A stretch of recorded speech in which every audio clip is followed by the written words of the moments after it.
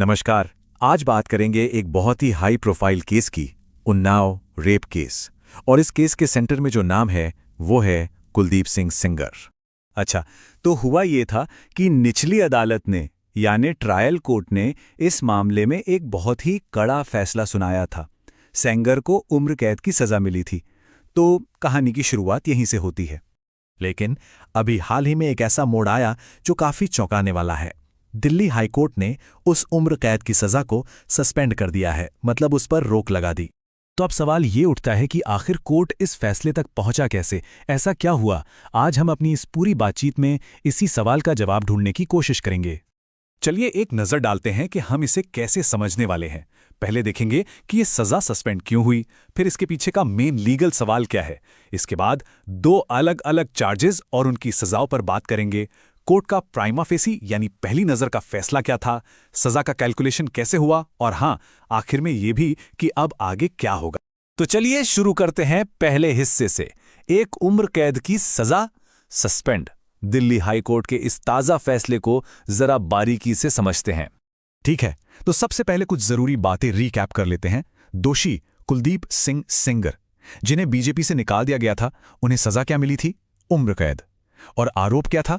एक नाबालिग के साथ रेप का। एक और जरूरी बात, सुप्रीम कोर्ट ने 2019 में ही ये केस उत्तर प्रदेश से दिल्ली ट्रांसफर कर दिया था ताकि सुनवाई पर कोई असर ना पड़े।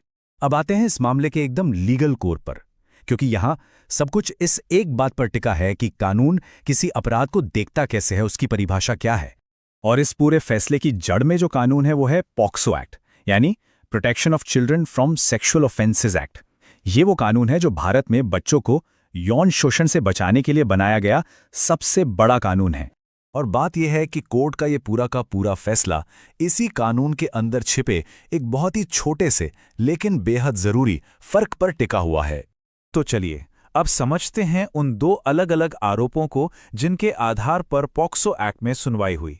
एक है नॉर्मल असॉल्ट और दूसरा है एग्रोवेटेड, यानी ज्यादा गंभीर किस्म का असॉल्ट।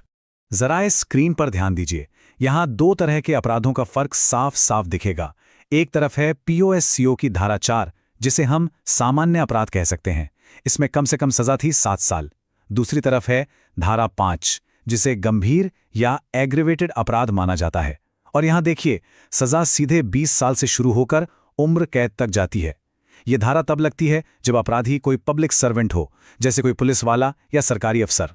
अब देखते हैं कि हाईकोर्ट ने इसी कानून को इंटरप्रेट कैसे किया, मतलब इसकी व्याख्या कैसे की, क्योंकि उसी व्याख्या ने सजा को सस्पेंड करने का रास्ता खोला। ये देखिए, ये कोर्ट के फैसले से सीधे सीधे उठाया गया है। कोर्ट ने कहा कि प्राइमा फेसी, मतलब पहली नजर में देखने पर ऐसा लगता है कि सेंगर के केस को गंभीर यौन हमले की कैटेगरी में नहीं रखा जा सकता। अब ये बहुत बड़ी बात थी। तो सवाल है, कोर्ट ने ऐसा क्यों कहा? देखिए, कोर्ट के तर्क के दो मेन पॉइंट्स थे। पहला, कोर्ट का मानना था कि सेंगर पॉक्सो एक्ट की धारा 5C के तहत पब्लिक सर्वेंट की परिभाषा में फिट नहीं बैठते। और दूसरा कि वो धारा 5P के तहत विक्टिम पर विश्वास या अधिकार वाली पोजीशन में भी नहीं थे। अब कोर्ट की इस लीगल व्याख्या का असर सीधे सीधे सजा के कैलकुलेशन पर पड़ा। जैसे एक डोमिनो गिरता है और बाकी सब गिर जाते हैं, बिल्कुल वैसा ही कुछ हुआ। कोर्ट ने सबसे पहले ये देखा कि कुलदीप सिंह सेंगर अब तक जेल में कितना वक्त गुजार चुके हैं, और वो समय था 7 साल और 5 महीने। और याद कीजिए, हमने अभी अभी देखा था कि अगर अपराध को गंभीर नहीं बल्कि सामान्य माना जाए तो उसके लिए कम से कम सजा कितनी थी? जी हां, 7 साल। और बस यहीं पर पूरी पिक्चर क्लियर हो जाती है, क्योंकि सेंगर ने जेल में जो समय बिताया, यानी 7 साल 5 महीने, वो कम गंभीर वाले अपराध की मिनिमम सजा यानी 7 साल से ज्यादा है। बस इसी गणित के आधार पर कोर्ट ने उनकी उम्र कैद की सजा को सस्पेंड कर दिया। तो अब आगे क्या सेंगर अब पूरी तरह से बाहर हैं? जी नहीं, कोर्ट ने सजा सस्पेंड करने के साथ साथ कुछ शर्तें और सुरक्षा के इंतजाम भी किए हैं। हाँ, तो ये सजा कुछ शर्तों के साथ सस्पेंड हुई है। पहली शर्त, जब तक अपील चल रही है सेंगर को दिल्ली में ही रहना होगा।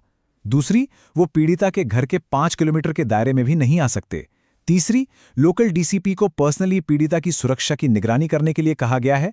और चौथी, दिल्ली महिला आयोग ये सुनिश्चित करेगा कि पीड़िता को रहने की एक सुरक्षित जगह मिले। और एक बात जो समझना बहुत बहुत जरूरी है, ये सज़ा का सस्पेंशन है, बरी होना नहीं है। मतलब उन्हें दोषमुक्त नहीं किया गया है, उनकी दोष सिद्धि अभी भी अपनी जगह पर कायम है। तो आखिर में ये सवाल हमारे सामने खड़ा है, ये जो फैसला है ये सज़ा पर है, दोष सिद्धि पर नहीं। जो मेन अपील है उस पर तो अभी सुनवाई होनी बाकी है। तो क्या ये सिर्फ एक टेम्परेरी राहत है, या फिर ये इस केस के फाइनल नतीजे की तरफ कोई इशारा कर रहा है? इस पर तो सबकी नज़रें टिकी रहेंगी।